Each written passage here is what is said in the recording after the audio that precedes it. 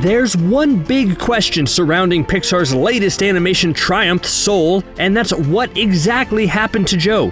The movie leaves his fate ambiguous, but that almost wasn't the case. It turns out there were a lot of alternate endings to the new film. Some of them were sad, some of them were happy. One of them had Joe fight a fire-breathing dragon while trying to return the Infinity Stones to their proper timeline. Okay, fine, that last one isn't true, but there's still a lot of interesting alternate endings to the movie that you just have to hear regarding Joe and 22's fate. Let's get into it right now. The ending for Soul that we all saw had its cake and eat it too. Or I guess if you've seen the movie, I should say it had its slice of New York pizza and ate it too. Good, you can eat on the way, let's go. Joe had spent the whole movie desperately trying to prevent his early demise and find a way for his soul to get back to his body so that he wouldn't miss his once-in-a-lifetime chance. In the end, after an insane adventure, he's finally given the opportunity to go back, but instead gives his special get-out-of-death-free card to 22, the Tina Fey-sounding spirit who finally discovered that life was worth living. It's definitely a tear-inducing moment, and I'll admit to you, dear listener, that this ScreenRant VO got a little misty-eyed at Joe staying with 22 as long as he could in their descent toward Earth before being transported back. But that's not the end. When he gets back to the Great Before, the Jerrys surprise him by allowing him to go back after all.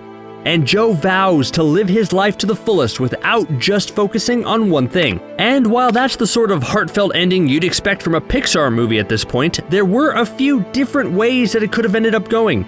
For one, Joe did almost stay dead by the time the credits rolled. The writers have said that in the early drafts of the script, Joe didn't get to go back to Earth at the end.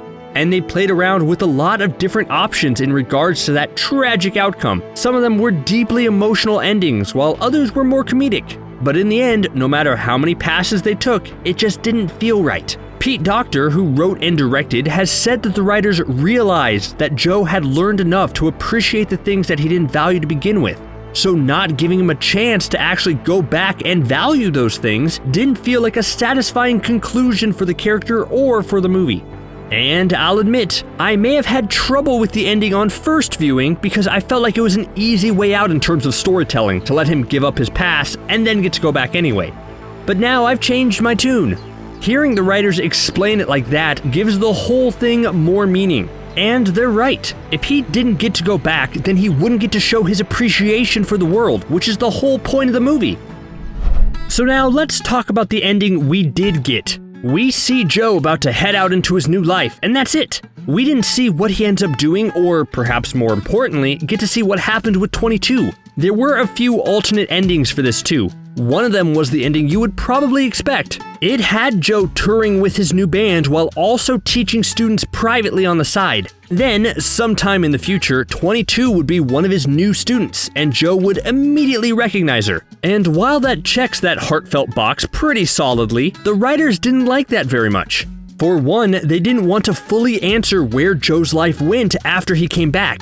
By not showing what Joe did upon his return, they were able to drive home the overall message of the ending, that it didn't necessarily matter if Joe went back to teaching or continued playing in the band or some hybrid of both, because what was ultimately important was that Joe appreciated life more.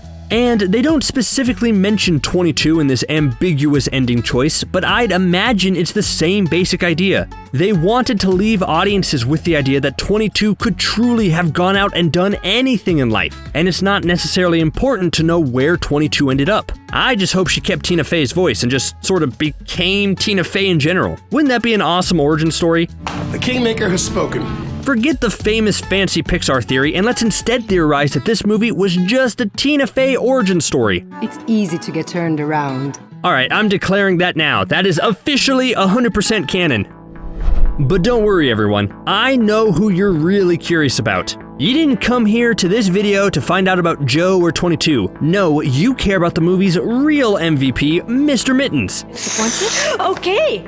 The lovable therapy cat that Joe temporarily occupies. What happened to him? Well, it turns out we almost got an answer to that too. Initially, there was an idea for a post-credit scene that showed where Mr. Mittens was, but the writers scrapped that because they decided it was important to not know where any character ended up after Joe got back. I mean, I guess that's fair and all, but come on, Pixar. I guess I'll just wait for the inevitable Disney Plus Mr. Mittens spin-off show. Come on, you know it's gonna happen eventually, right? I think the ending of Soul was great how it was, but maybe I could have had a few more answers. Like, who did John Ratzenberger voice in the movie? You know he's there somewhere, but he's not credited. Oh well, I guess I gotta go back and rewatch it, or maybe some kind viewer can point him out. Thanks for watching Screen Rant. See you next time.